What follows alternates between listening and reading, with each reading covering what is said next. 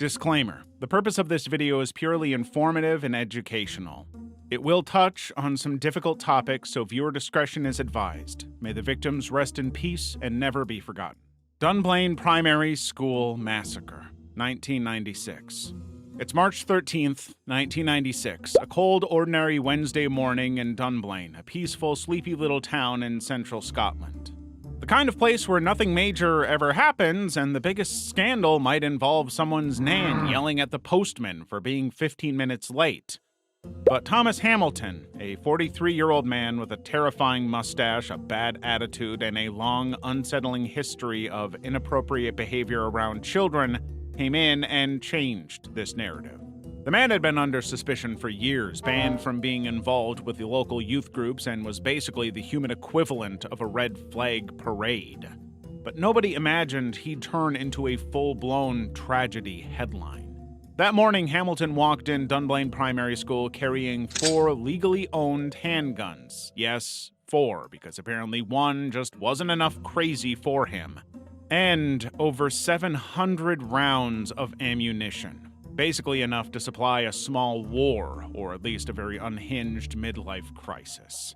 He made his way into the school's gymnasium where a class of 28 Primary 1 students, that's about 5 to 6 years old for those who don't speak UK grade levels, were having a normal PE lesson. Hamilton opened fire, and in a matter of minutes, 16 children and their teacher, Gwen Mayer, were dead. 12 more children were injured. Then, as if he hadn't already done enough damage, Hamilton turned the gun on himself. It was over in less than 5 minutes, but it left a scar on the nation that still felt today. Now, you know how some governments take forever to make decisions, like they need 15 meetings just to choose the brand of coffee in the break room? Yeah, not this time.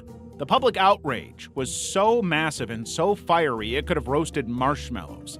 There were vigils, there were marches, there was a petition with over 750,000 signatures demanding stricter gun laws. This was called the Snowdrop Campaign, because the snowdrop flower blooms around March and symbolizes hope. And let's be real, massive public hope for gun reform was exactly what the UK needed.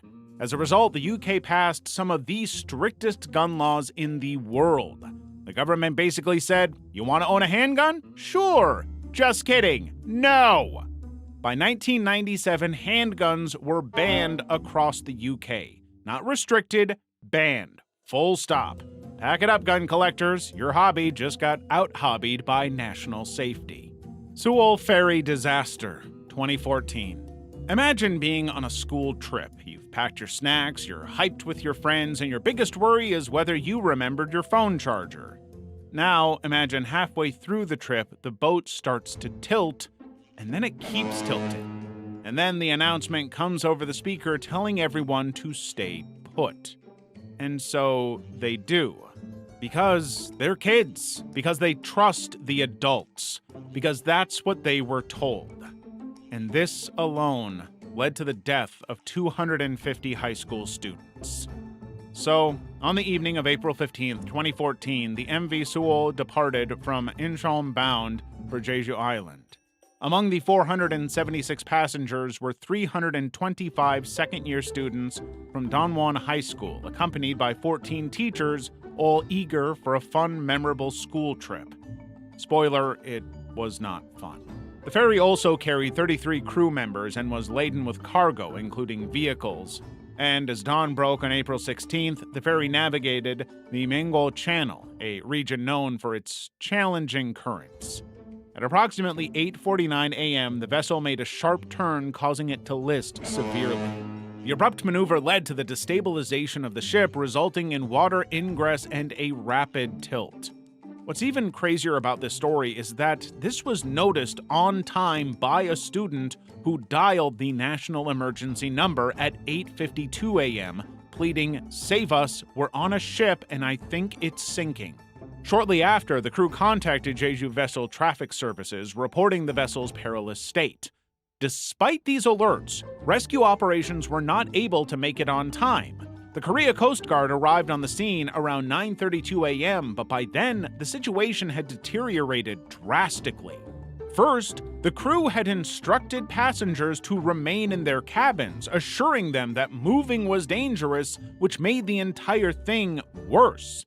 Trusting these directives, many students complied and locked themselves in their cabins while the rapidly sinking vessel left little opportunity for escape. While official rescue teams struggled to respond promptly, nearby fishing and commercial vessels arrived approximately 40 minutes before the Coast Guard, managing to save several passengers. However, the majority remained trapped as the ferry continued to submerge. The captain was one of the first to jump ship, and then, after the incident, dyed his hair to avoid being recognized. That's so very not suspicious. After the horrible death of 304 people, with 250 of them being students, the country went into a serious crisis. Parents demanded to know what happened to their kids and how such a thing could even happen. Finally, when the investigations were concluded, they found out the ferry had been illegally modified to carry more cargo. It was overloaded with cargo and improperly secured, and the crew had barely been trained in emergency responses. The worst part is that all the ship had to do was take a turn for the cargo to shift. That's right, a turn was all it took. They were basically driving a Jenga tower on water. The Prime Minister resigned. The captain was eventually sentenced to life in prison, and yet, for the families of the victims, no punishment could ever fill the hole left behind. A yellow ribbon became the symbol of the Sewol victims to represent remembrance, justice, and a cry for change. Eppstein School Shooting, 1983. Karel Charva wasn't exactly winning any Employee of the Month awards, mainly because he didn't have a job. He was unemployed, bitter, and apparently holding a grudge against the entire concept of happiness. Because on June 3rd, 1983, this man decided to make history in the worst way possible. Basically, in the quiet town of Eppstein, West Germany, Charva armed himself with a semi-automatic rifle, a revolver, and 200 rounds of ammunition, and immediately turned it into a nightmare. He entered a 6th grade classroom, a place that should have been filled with kids doodling in their notebooks, not diving for cover. Without warning, he opened fire, killing 5 students instantly, 4 boys and 1 girl. 14 others were wounded, their young lives forever changed in an instant. Now, let's take a second here. This was a man in his 30s opening fire on a room full of 11-year-olds. How evil do you have to be? After unleashing chaos, Charva ran into a hallway where he got into a gunfight with police. But in a true cowardly fashion, instead of facing justice, he turned the gun on himself. The man who had been so eager to take innocent lives suddenly wasn't so brave to face the justice, so he ended himself. In response, Germany tightened its gun laws, making it harder for civilians to own firearms. Schools also ramped up security, though, let's be real. No one expects to have armed maniacs storm into a classroom of preteens. Tornado at Plaza Towers Elementary School, 2013. On May 20th, 2013, Plaza Towers Elementary School in Moore, Oklahoma found itself smack dab in the path of an EF5 tornado, a storm so powerful it might as well have had a personal vendetta against the school. However, that Monday started off like any other, the kids dragging their feet to class, teachers wondering why they chose this career, and janitors bracing for another day of cleaning up spilled milk. But by the afternoon, the sky turned the kinds of ominous shade that made everyone nervous. At 2:56 p.m., the tornado touched down southwest of Moore. And this wasn't just any tornado, this was the tornado. A monstrous, mile-wide EF5 beast with winds exceeding 200 miles per hour. To put that into perspective, that's the kind of wind speed that could launch a cow into orbit and probably get it mistaken for a UFO. By 3:01 p.m., the tornado barreled straight into Plaza Towers Elementary. Unlike some schools in tornado-prone areas, Plaza Tower didn't have a basement or a dedicated storm shelter. Instead, students and teachers followed the standard safety protocol, which basically involved huddling in hallways and bathrooms, hoping for the best. Unfortunately, the best did not happen. The tornado flattened the entire school in a matter of seconds. Roof gone, walls obliterated. Desks, chairs, books, probably halfway to Kansas. The destruction was so complete that rescuers arriving at the school found nothing but rubble where the school once stood. It was a really sad day. By the time the debris cleared, 7 children had already tragically lost their lives when a hallway wall collapsed on them. These were kids as young as 8 and 9, trapped under debris in what was supposed to be their safe place. Dozens of other students and teachers were injured, and the entire town of Moore was left devastated. Parents rushed to the site hoping to find their kids safe. First responders worked tirelessly, digging through the wreckage with their bare hands, and the city, already reeling from previous tornado disasters, had to rebuild yet again. What made this disaster so sad was that it could have honestly been avoided. Plaza Towers had no reinforced storm shelter, despite being in Tornado Alley, where tornadoes show up more often than bad reality TV shows. So, after this disaster, people started asking the obvious question: why don't all schools in high-risk areas have shelters? Kumbakonam School Fire, 2004. It was just an ordinary day on July 16, 2004, in the tiny village of Kumbakonam, Tamil Nadu, India.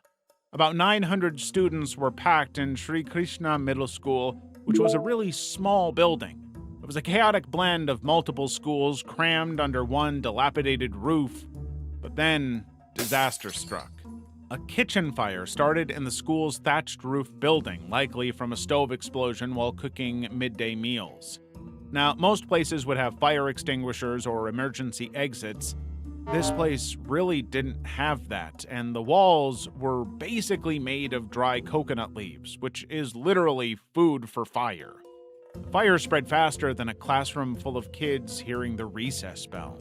Flames tore through the building, climbing up the thatched roof and eating away at the wooden structures like they were snacks. While some students managed to run outside, about 200 children were packed into a single classroom on the first floor. And here's the part that turns a tragedy into pure horror. The teachers locked the children inside. Why? They were told to keep them safe. Instead of letting them escape, the teachers closed the doors and walked out, probably hoping the fire wouldn't reach them. But fire doesn't care about hope. Within minutes, the roof collapsed and there was no way out. 94 children, mostly between the ages of 6 and 13, died, burned alive, or suffocated. Dozens more were injured, and families were left shattered. The charred remains of the children were recovered in pieces, and most were unrecognizable.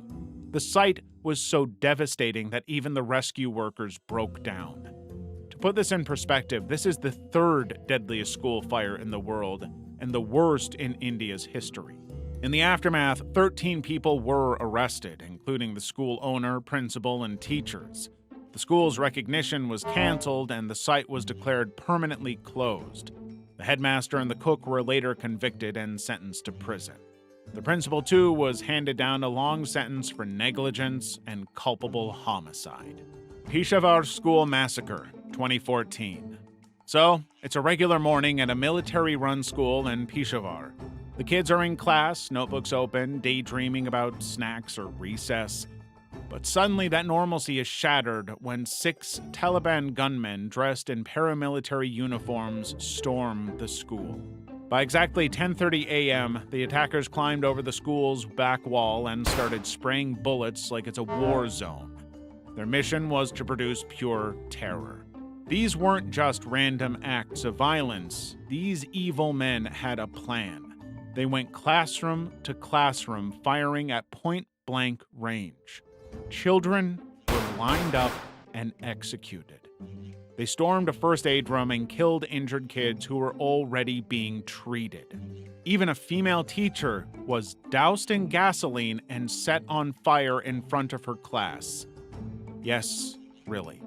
The worst part is that these attackers weren't in a hurry. This wasn't a hit and run. This was a statement. They held the school hostage for several hours and turned it into a house of horrors.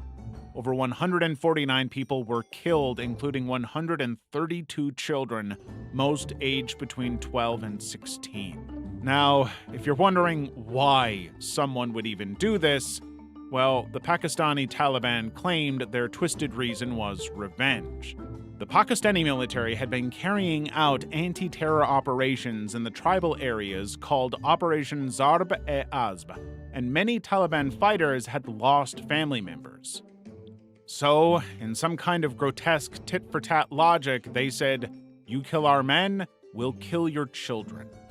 Yes, their actual justification was to punish military families because many of the students at Army Public School were children of soldiers. The aftermath was a nation shattered. Pakistan came to a screeching halt and the entire country went into 3 days of mourning. Pakistan finally said enough is enough. They lifted a 6-year moratorium on the death penalty, set up military courts for terror suspects, and launched even more aggressive counter-terrorism campaigns. Rio de Janeiro School Shooting, 2011. The Rio de Janeiro school shooting, also known as the Realengo Massacre, occurred on April 7, 2011, at the Taça da Silveira Municipal School at the Realengo neighborhood of Rio de Janeiro, Brazil. This tragic event resulted in the deaths of 12 students and left 22 others seriously wounded. On that morning, Wellington Menezes de Oliveira, a 23-year-old former student of the school, entered the premises under the pretense of giving a lecture. Recognized by a teacher, he was allowed in and proceeded to the 3rd floor where he entered a classroom. There, he produced 2 revolvers, a .38 caliber and a .32 caliber, and began firing at students, targeting girls aged between 11 and 13. The attacks lasted for over 10 minutes. Police officers patrolling nearby were alerted by 2 injured students who had escaped.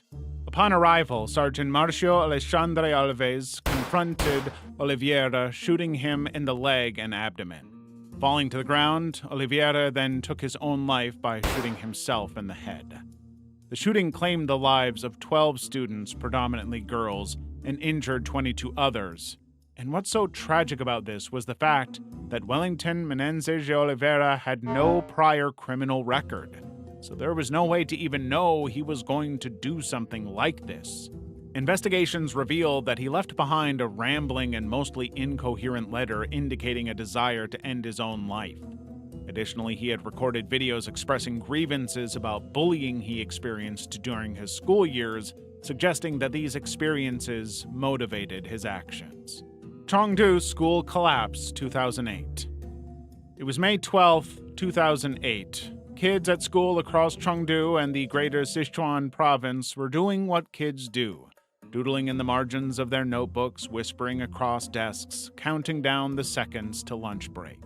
Then, suddenly, a 7.9 magnitude earthquake slammed the region like an angry toddler flipping a Lego set. Buildings cracked, the ground rumbled like it had a personal vendetta, and chaos broke out in seconds. But here's where things get chilling. While office buildings, hospitals, and even homes stood strongish, many school buildings just crumbled. It was like watching a bad Jenga game in real life, and we're not talking 1 or 2 schools, we're talking hundreds. At Zhejiang Middle School, over 900 students were buried. Less than 60 survived. At Baishuan High School, around 1,000 students and staff died out of 2,800. And in dozens of other schools, kids never made it out of their classrooms. The worst part is that these kids were sitting at their desks right where their parents thought they'd be safest. Now, during investigations, the police found out the reason the schools collapsed so easily. Turns out, a lot of these schools were built with materials that even IKEA wouldn't approve of. We're talking cheap concrete, rusty rebar, thin iron wires instead of strong steel beams, and the classic "let's just hope gravity is in a good mood today" construction strategy. Locals started calling these tofu drag projects because they were as solid as wet tofu. Imagine trying to build a skyscraper out of pudding cups and duct tape. That's the vibe. What's even worse is that buildings right next to these schools were fine, like still standing, barely scratched. Naturally, parents wanted answers. They were like, why did my child's school fall down like a card tower, but the KFC next door is still flipping chicken? The government's response was to start trying to shush them.